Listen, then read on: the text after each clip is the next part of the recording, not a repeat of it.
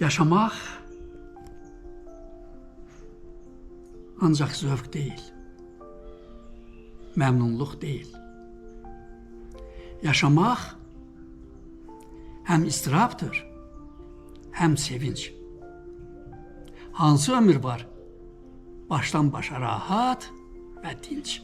Deyim, yenə Rəsulzadın bir şeiri var. Deyir, biri dedi, həyat qumardır. Uduzarlar, udarlar. Biri dedi, bahardır. Gah mülayim, gah tufanlı olur havalar. Biri dedi, qabardır. Əllərdə, kürəklərdə. Biri dedi, etibardır rəhlərdə. Biri dedi, qərardır. Verilmişdir ilk gündən. Biri dedi, çox ayrıclı yollardır. Kiminin izi qalır, kiminin tozu qalmır kökündən. Biri dedi, yuxudur. Ayılışı, ölüm. Biri, növbə sənə gəldi. Yeganə qəlbim, qayğılı könlüm. Həyat bütün bunların qarışığıdır. İnsanın əbədi səadət axtarışıdır. Acısı da var, şirini də. Həyatın hər rəngini insanlar yaradır.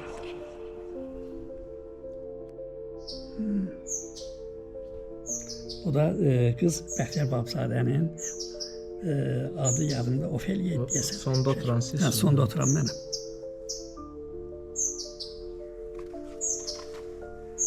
Bu mənim yoldaşımdır. Şagird olduğu dövrdə, gördüyüm dövrdə. Biz görüşümüz. Yoldaşlar da bunlar.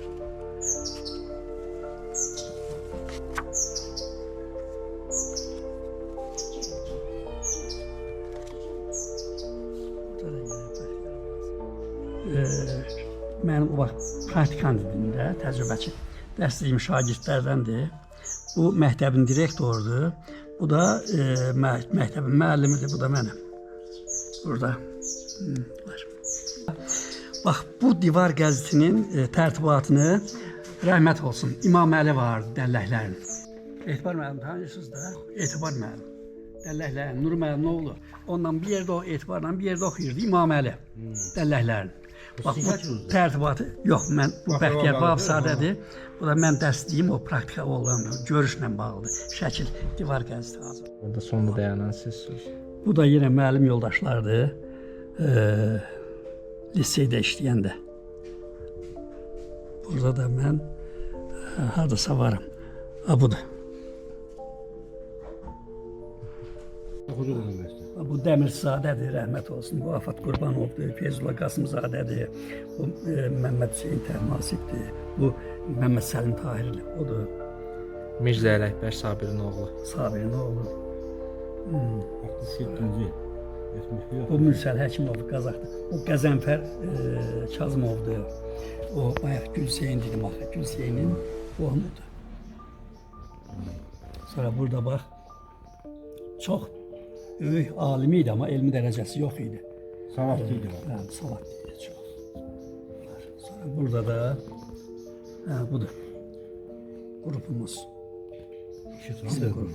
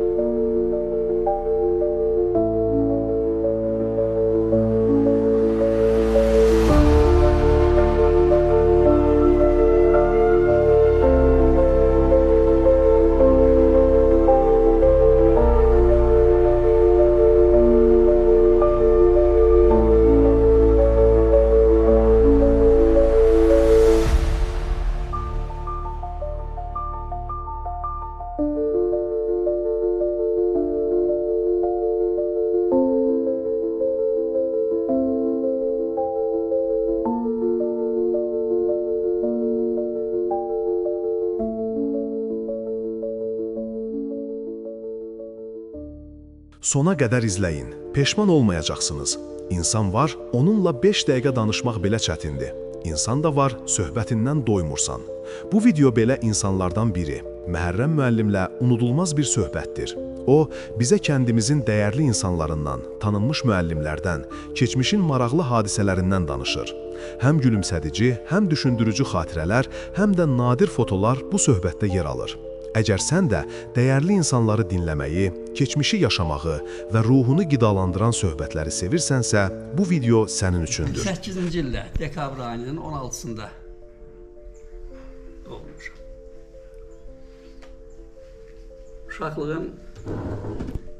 Uşaqlıq xatirələrində acısı da olur, şirini də olur. Göz yaşları da olur, qəhqəhələr, gülüşlər də olur uşaqlıqda. Nəsə bir şey tapanda özün üçün maraqlı, sevinirsən. Nəyisə itirəndə görsən, ağlayırsan, kədərlənirsən. Məktəbə getdim 1-ci sinifə. 55-ci il idi, yoxsa neçənci il idi, dəqiq yadımda deyil. 1-ci sinifdə bizə Münəvvər müəllim var idi, rəhmətlik. O dərs idi, sonra Səfura müəllim gəldi, o dərs idi. Axıra yaxın da Fatma müəllimə var idi, Qarayevalar. Kişdən idi əsli, Əyyub müəllimin yoldaşı. O dərs idi, 1-ci sinifdə. Tarix müəllimi idi özü. O qədər də yaxşı oxumurdum. Zəif oxuyurdum, çox. Amma gəldi 1-ci sinifin sonunda, o əlifba kitabının sonunda bir mətn var idi, ən çətin mətndir. Vladimir İliç Lenin. Bu mətni keçdi, bir dəfə sinifdə oxuduq, sonra verdi evdə yaxşı ifadəli oxumaq. Gəldim bir dəfə, 2 dəfə evdə təkrarladım, getdim. Zəif oxuduğum üçün də belə birinci məni qaldırdı müəllim ki, oxu. Elə oxudum bu mətni. Çətin sözlər də orada çoxdur axı. Məsələn, Vladimir, ondan sonra nə hakimiyyət, nə belə şeylər. Müəllim mat qaldı, heyran qaldı. Sən belə oxuyursansa, niyə aşağı qiymət alırsan? Ondan sonra başladım yaxşı oxumağa. 5-ci ya 6-cı sinifdə ədəbiyyat dərsini Nurpaşa müəllim deyirdi bizə. Rəhmət olsun. Çox gözəl müəllim idi, yaxşı pedaqoq idi. Orada da Səməd Vurğunun Azərbaycan şeiri var idi. Çox asan, axıcı bir şeirdir. O da Azərbaycan şeirini oxutdu mənə. Bu şeiri mən elə sürətlə oxudum. Elə bil ki, harasa bir 5-6 dəqiqəyə qutarası şeiri 2 dəqiqəyə qutardım. Dedi, otur, pis oxudum. Çaşmadım. Düzgün də oxudum. Dedi, o şeiri belə oxumazlar.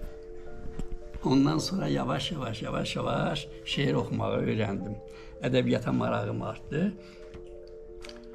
8-ci sinifdə oxuyanda rəhmətlik Bəxtiyar Vahabzadə ilə məktəbdə görüş keçiriləsi oldu. Mənə də Bəxtiyar Vahabzadənin bir şeirini, yadımdadır, özümdən narazıyam şeirini verdi ki, sən görüşdə bunu deyərsən. Mən də bunu əzbərlədim, bu şeiri də mən söylədim. Şeirini də yadımdadır. Deyir, təbiətin könül açan min rəngi, min səsi var. Hər könlün min arzusu, min səsli nəğməsi var. Bu səslər, bu nəğmələr, bu sözlər bir saz kimi mənim solğun sözlərimdə heç dil aça bildi mi? Hissim dərin, sözüm solğun, qəlbim geniş, sinəm dar. Məndən əvvəl doğulub sinəmdəki duyğular. Səhv atılan addımları sonradan anlayıram. Baxıb vicdan gücüsünə özümü danlayıram. Sizə yanlış addımlarım, məni dərdə saldınız. Mən sizinlə vuruşduqca gün-gündən çoxaldınız. Mən haqq hesab istəyirəm gecələr gündüzümdən. Narahatam, narazıyam ömrüm boyu özümdən. Şeirin sonuncu bəndində belədir ki, bizim sənət dünyasının qırıq telli sazıyam. Bircə ondan razıyam ki, özümdən narazıyam. Bircə ondan razıyam ki, özümdən narazıyam. Bu oldu mənim həyat devizim. Bu söz məni çox tutdu. Mən haqq hesab istəyirəm gecələr gündüzümdən. Narahatam, narazıyam, ömrüm boyu özümdən. Özümdən əksər vaxtlarda narazı olmuşam ki, niyə mən bu işi eləyə bilmədim? Niyə kiməsə bu yardım eləyə bilmədim? Bu köməyim keçmədi. İmkanım olmadı. İmkanım olduğu qədər bacardıqlarıma, yaxınlarıma, doğmalarıma, məni tanıyanlara istəmişəm ki, kömək. 8-ci ildə o 2-ci Dünya Müharibəsi qurtaran 3 il idi. Pis vaxtlardı, ağır, çətin vaxtlar idi. Çətinliklə dolanırdı. Atam da kəndin o kolxozçularından, zəhmətkeşlərindən biri olub. Anam da bu kənddən olmayıb. Başçabalı kəndindən olub, Şeyx Baba deyirlər. Onların nəslindən olub. İndi də onlardan var, Başçabalıqda yaşayanlar. Ağır yaşayırdıq, çox çətin zamanlar idi, çox. Mən yadıma gəlir, lap 3 yaşında, belə 4 yaşında olduğum vaxtda axşam atam gəlirdi Qaşqaralanda, sahədən. Ulaqla ot biçib gətirirdi. Həm işləyirdi, həm də o kolların dibindən də ot biçib gətirirdi. Onu qoyandan sonra da çıxırdı bura meşəyə, oradan çirpi, odun, qırıb gətirirdi. Gedib anam, mən də mən evdə tək qalırdım, aparırdılar. O şalın üstünə qoyub, çirpi şalını mənə gəlirdilər. Evimiz aşağıda idi. Cumaylar deyirlər, Cumaylar məhəlləsi orada. 63-cü ildə sel gəldi bərk. Evimizi də dağıtdı. Həyət bacağını da viran qoydu. Ondan sonra biz bura gəlmişik. Belə 66-cı ildə məktəbi qurtardım. Sənət dərsini verdim. Bakı Dövlət Azərbaycan Pedaqoji İnstitutuna. Vaxt universitet yox, institut adını verdi. Birinci il qəbul oluna bilmədim. Kəsildim. Kəsilməyimdə yanımdakılar o vaxt aid test imtahanı deyildi. Müəllimlər sual verir təhpətə. Sonra yazılı imtahan olurdu. Yazılı imtahanda misalları yazdım, həll elədim. Axırıncını həll eləyəndə qabağımdakı qaralamanı, ağartma qaralama olurdu. Götürüb yoldaş ötürdü arxaya. Nə ala bildim, nə heç qaldım, yarım çıx. Ona görə yazılı imtahandan kəsildim. Gəlib bir il işlədim ipək kombinatında, topuzu səhvində. Sonra da 2-ci il sənət dərsimi verdim, qəbul olundu. İhtiyacı çox olur. Xüsusilə kasıb ailələrdən çıxan uşaqların.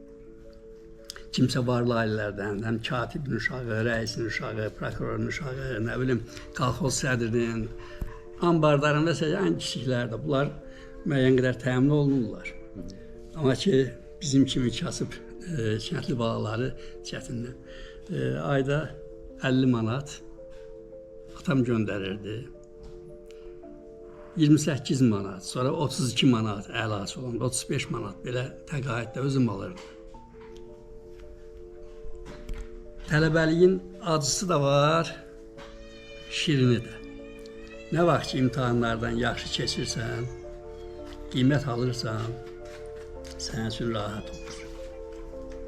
Özünü yaxşı hiss edirsən. Nə vaxt ki, kəsilirsən, onda çox ağır olur. İkinci imtahana hazırlaşsan, verə bilmirsən, üçüncü dəfə. Amma məndə belə bir şey olmadı. Bir ziyalıdan daha çox bilir. Çünki onlar, məsələn, xüsusilə müəllimləri nəzərdə tuturam. Müəllim şagirdi görür, uşağı görür. Daimi onlarla uyğunlaşmağa, onları istədiyi yerə yönəltməyə çalışır. Uşaqlar, İnsan. hə, Salam. Nə? qəhrəman, necədir vəziyyət? Atan da gəlib. Ha? Amma onlar o fəhlələrdir, mühəndislərdir, nə bilim həkimlərdir, başqa məmurlardır, daha çox adamlarla ünsiyyətdə olurlar. Sosial həyatın çox sahəsini onlar daha yaxşı təhlil edirlər. Müəllim düz yolu göstərir. İndi müəllimə olan münasibət bir qədər indiki cəmiyyətdə xoşa gələn deyil məncə. Mənim fikrim belədir. İndiki təhsil də o vaxtki təhsilin səviyyəsindən hardasa üstündürsə, hardasa o təhsilin səviyyəsində deyil. Məsələn, hansı sahədə? Elm sahəsində elm inkişaf eləyib. Yeni kəşflər, ixtiralar. İndi süni intellekt əsridir. O vaxt bu yox, bizdə kitab idi, dəftər idi, qələm idi. Mən tələbə olanda günüm Axundov adına Respublika Dövlət Kitabxanasında keçirdi. İmtahanlarıma da girib orada hazırlaşırdım. Azərbaycanda ən böyük kitabxanadır. Mən bəs nətər oldu ki, müəllim olmağı seçdiniz? Necə oldu? Elə müəllim olmağım belə oldu ki, mən Nurpaşa müəllimdən bir növ nümunə götürdüm. Məktəbi qutarandan sonra da getdim bu pedaqoji universitetə sənədlərimi verdim. Amma kəsildim. Qayıdandan sonra rəhmət olsun bizim məşhur partisanımız, qəhrəmanımız Əhmədiyyə Cəbrailov atama deyər ki, o vaxt o deməli Şəkidə kənd təsərrüfatı texnikumu var idi. İndiki o Füzuli bağının qarşısında idi. Nuruş müəllim də orada işləyirdi. Deyər ki, oğlu gətir burada agronomiya ya buxalteriya qoyaq, orada oxusun. Mən istəmədim. Dedim, pedaqoji universitetə gedəcəm yenə. Gəldim, bir il ora getmədim.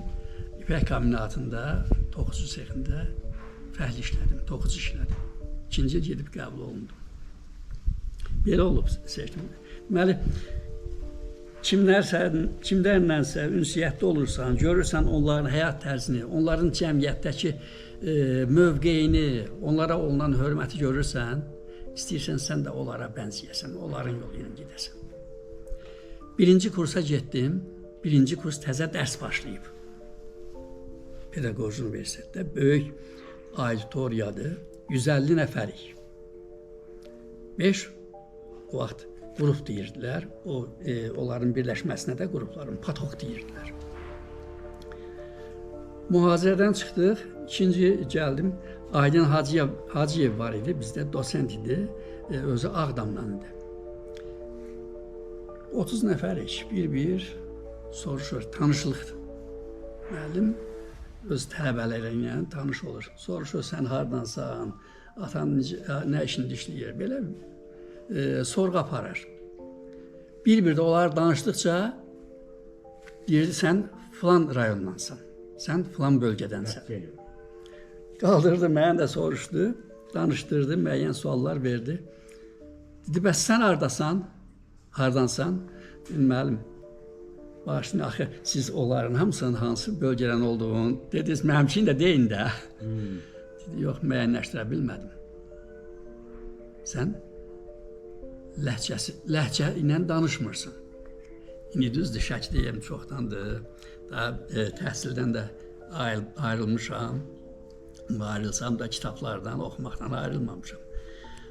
Ona görə bəzi ləhcə, həm də dişlərə görə ləhcə görsün, özünü göstərir. O vaxt ləhcə ilə danışmırdım. Təəccüb elədi. Deyəndə ki, Nurpaşa müəllimin şagirdiyəm. Dedi, inanıram ki, sən ədəbi dillə danışırsan. Elə müəllimlərimiz olub ki, bizim hamımıza nümunə olub. Təkcə bizə yox. Ətrafındakıların hamısına, ümumiyyətlə xalqımıza nümunə olub. Məsələn, onlardan adlarını çəkə bilərəm. Əbdüləzəl Dəmirçizadə, akademiyanın müxbir üzvü. Dilçilik sahəsində çox böyük alim idi, çox böyük.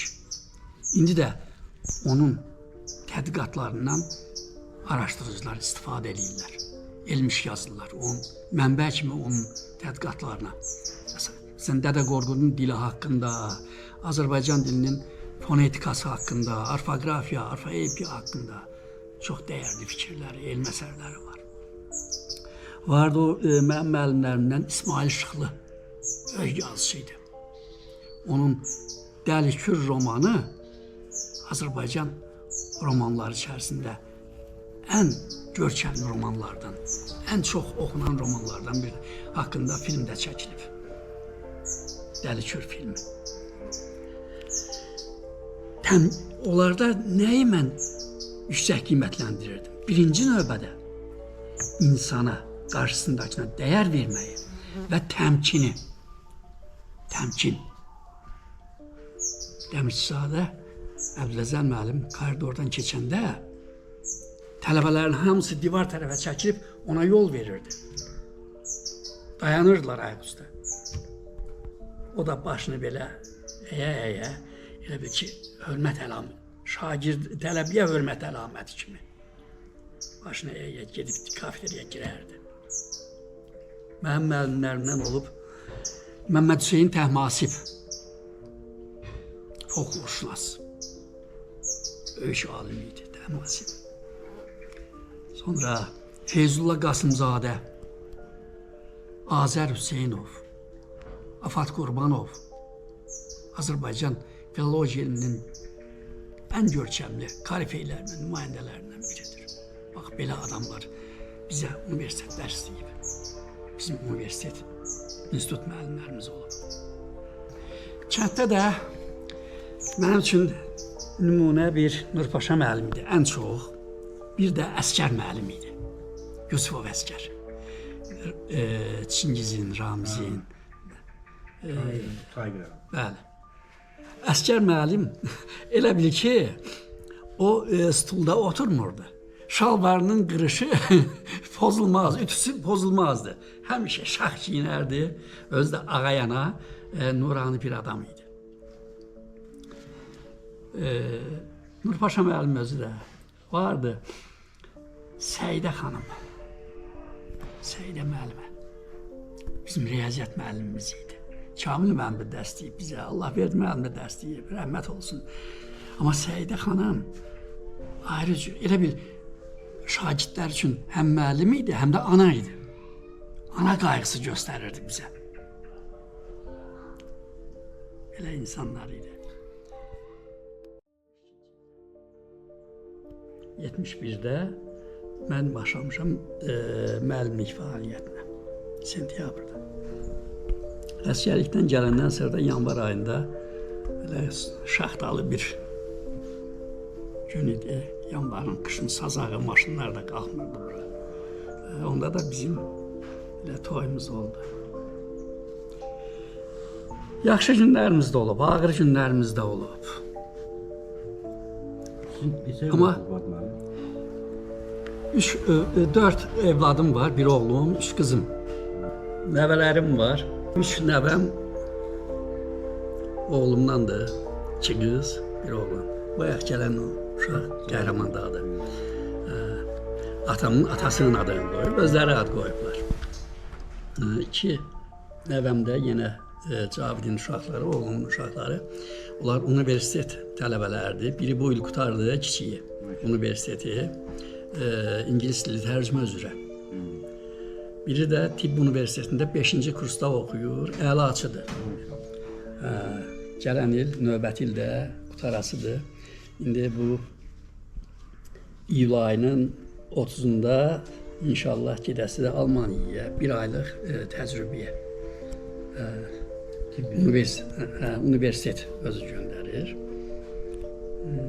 Qızlarımdan da elə böyük qızımın 2 oğlu, bir qızı var. 3 nəvəm də oradan var.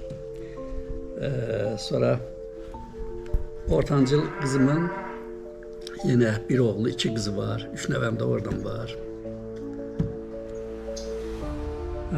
Həmən Kiçik qızımın da bir oğlu, bir qızı var. üzr istəyirəm. Həyat yoldaşınızın sizə verdiyi belə nətər önəmli, Ailədə olan Ailə münasibətləri. ən gözəl məsləhəti yaxud ondan hər kəs bir-birindən öyrənir də. Siz O həmişə mənə deyərdi ki, heç kəsin xətrinə dəymə. Heç kəsin xətrinə dəymə. Bacardığın kömək elə. Bunu təkcə o deməyib mənə. O özü elə onun dediyi mən öz həyat devizim idi. Atam da mənə onu məsləhət görürdü həmişə. Atam biraz xaraktercə kobud adam idi. Amma xeyirxah adam idi. O vaxt aclıq dövrü idi. Çoxları gəlirdim, sən bizdə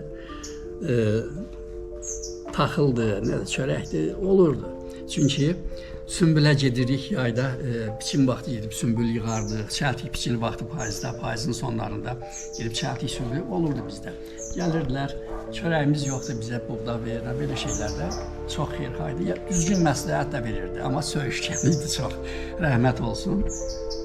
Ona görə də bəzən münaqişələr yaranırdı. O, deməli, mən ailə qurandan hardasa bir 5 il, 6 il, 74-də ailə qurmuşam, 81-ci ildə onda müəyyənləşdirilib şəkər xəstəliyi. Anasından, irsən, anasında da vardı. Elə o xəstə müayinə olundu, müalicə olundu, gəldi. Son vaxtlar ağırlaşmışdı. Gözləri şəkərdən tutuldu, ayaqları tutuldu, glakoma. Yataq 2 il, 3 il yataq xəstəsi oldu. Yerindən qalxanmadı. Fevral ayının 24-ündə. Yox, 24 idi. Bəs Rəhmətə getdi. ondan qabaqki həyatı danışdınız, biz ondan sonraki həyatına fərqli təsir edir. Sizə nə təsir? Çox pis təsir eləyir. İnsan elə bil ki, təhlənir. Nə qədər yaxınların olsa, nə qədər səni əzizləsələr, qayğı çəksələr. Düzdür, mən onun qayğısını çəkirdim. Amma onun olmağı mənim üçün böyük təsəlli idi. Çox pis təsir elədi, çox ağır təsir elədi. Hərdən gəlir, yuxuma da gəlir. Axırıncı gün, deməli, nəvələrim oxuyurlar, universitetdədirlər. Pensiya almağa getməliyəm. Pensiyamı hələ almamışam. Hər ayda pensiya alanda 2 nəvəmin ikisinə də onların payını göndərirəm. İmkanım çatdığı qədər. Gedə bilməmişəm. Dedi ki, get pensiyanı al, uşaqların pulunu göndər. Əllər aşağı olar. Dedim, bəs sən? Dedi, dözərəm. Gedib təcili alıb, oradan pullarını göndərib, gəldim, biraz da bazarlıq edib, dərmanlarını da alıb. Heç nə. Elə bil ki, o sözü mənim üçün vəsiyyət oldu ki, uşaqların pulunu həmişə vaxtı-vaxtında göndər. Bu vaxta kimi gecikdirməmişim. O vəsiyyəti oldu mənə ki, nəvələrin pulunu göndər. Bəs sizə çətin vəziyyətdən çıxmağa nə kömək olur? Mənə çətin vəziyyətdən çıxmağa elə ətrafımdakılar, xüsusilə nəvələrim. Belə də, yəni baxıram, görürəm ki, onların da hansısa bir həyatda mövqe qazanmalarına, bir sənətin, bir işin sahibi olmalarına mənim də köməyim olub. Təskinlik tapıram bundan bağlı. Təkcə onlar yox, elə mənim yanıma gələn şagirdlər, dərs dediyim şagirdlər. İndi səsi sorağı gəlir Hollandiyadan, şagirdlərimin, Londondan, Parisdən, sonra Münhendən, Amerika Birləşmiş Ştatlarından, Kanadadan səs soraqları gəlir. Teymur Xəlilov vardı, Bakravoç qəzeti vardı o vaxt. Onun xüsusi müxbiri idi Teymur Xəlilov. Onun doğma yox, götürdüyü oğlu vardı. Ona da mən dərs demişəm. İndi bu saat Amerika Birləşmiş Ştatlarındadır, həkimdir. Böyük klinikalardan birində işləyir. Bakıda Bonadeyada, elə mənim adaşımdır, həm də şagirdimdir. Keçən il, yox, ondan qabaqçı il getmişdim yanına da. Müayinə elədi məni. Kardiyoloq cərrahdır. Çox gözəl həkimdir. Sən baxıram onlarla, təsdiqini tapıram ki, mənim də həyatda nəsə bir işim olub, bir fəaliyyətim olub, insanlara nəsə bir köməyim keçib, bir yardımım olub. Bax, belə onlar təskinlik verir mənə. Yanıma gələn uşaqlar da olub, şagirdlər də olub, evdə də hazırlıq keçmişəm. Müəllim olmasaydınız, hansı sənəti? Mən elə müəllimliyə, öz müəllimlərimdən nümunə götürdüm. Onların o vaxt müəllimə böyük hörmət vardı. Biz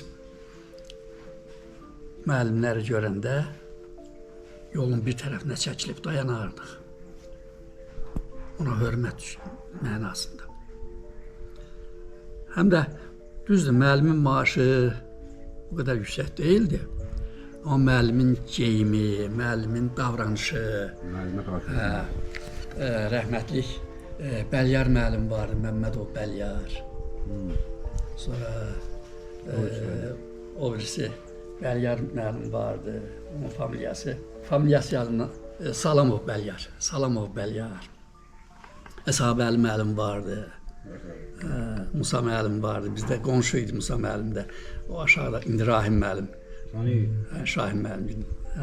Ondan aşağıdakı o, düşürsən o enişi, düz enişin qabağındakı köhnə həyət, dağılmış həyət, o bizim köhnə ev yerimizdir. Orada olurduq biz. Baxırdım onlara ki, onlara hörmət var, onların geyimi, üstü, başı, özlərini aparması, davranışı, onlar məndə müəllimliyə maraq yaradı. Bəs müəllim olmasaydı nə olardı? Mənim bu fizika elminə marağım çox idi. Xüsusilə elektrik bəhsinə. İndi də məsələn elektrik işlərini evdə özüm görürəm. Bəlkə də o sahəyə getsəydim hansısa bir nailiyyətlərim olardı. Məsələn, məktəbdə işləyəndə mən, məktəbdə müxtəlif texniki vasitələr var. Məsələn, kinoproyektor var, kodoskop var, digər aparatlar var. Onlar xarab olanda məktəbin fizika müəllimləri onları təmir edə bilmirdi. Mənə deyirdilər, mən təmin edirdim. Bəlkə də olardım, fizika sahəsinə geçsəydim, hansısa bir nailiyyətlərində olardı. Müəllimlik də pis deyil. İndi gedirəm, hansı sahəyə, haraya üz çevirirəmsə, görürəm bir şagirdim oradadır.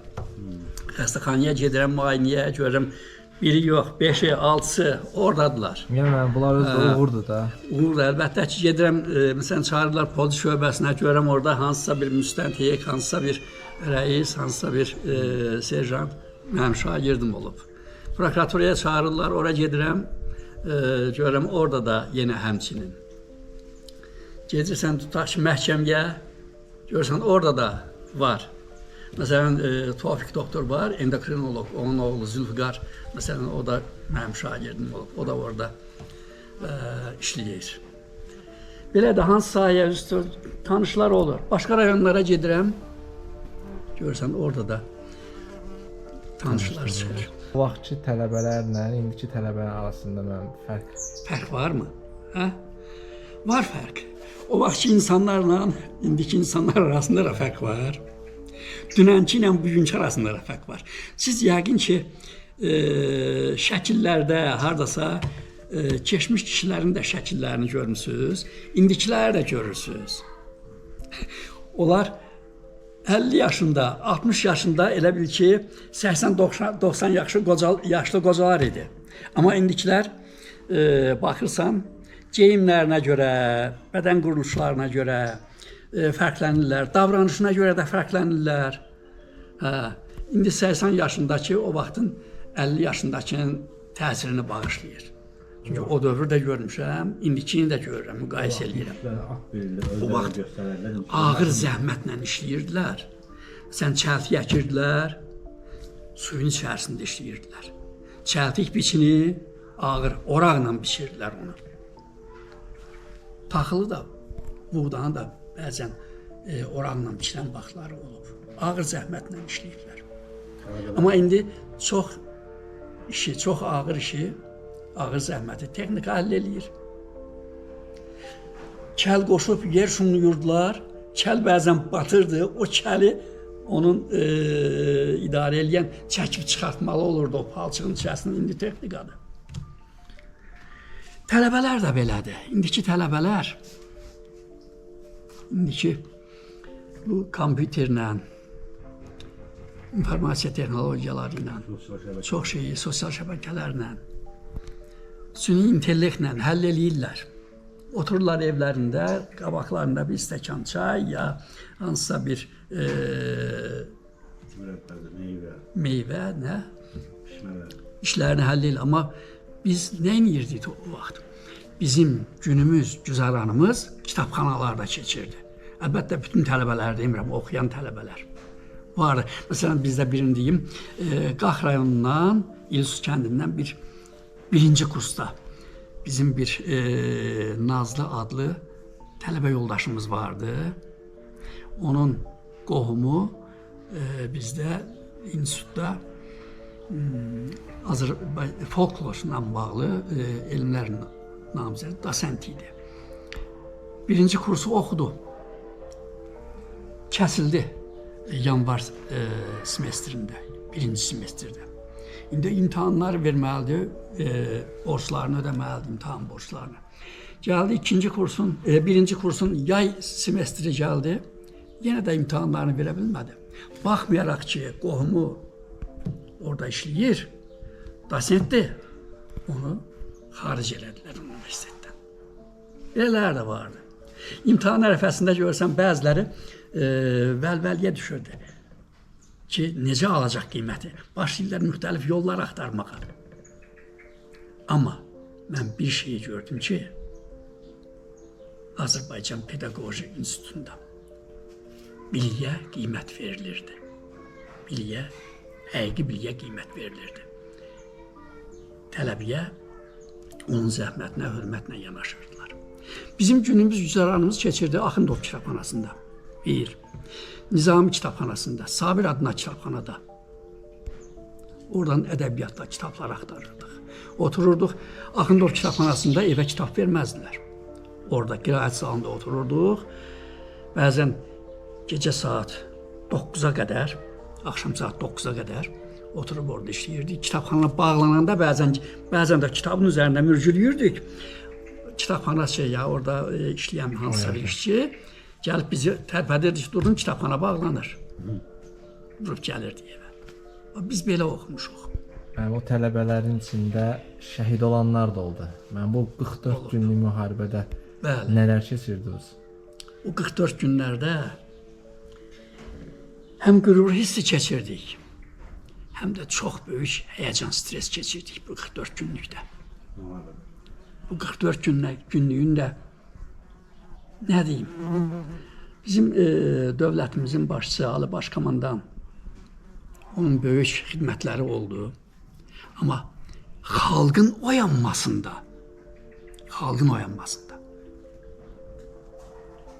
elə bil ki, onların xalqın birliyinin yaranmasında Polad Həşimovun böyük rolu oldu. Polad Həşimov.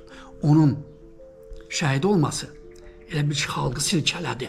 Azərbaycan xalqını silkələdi. Şəhidlərimizə Allah rəhmət eləsin. Məzarları nurla dolsun. Fəxrimizdir.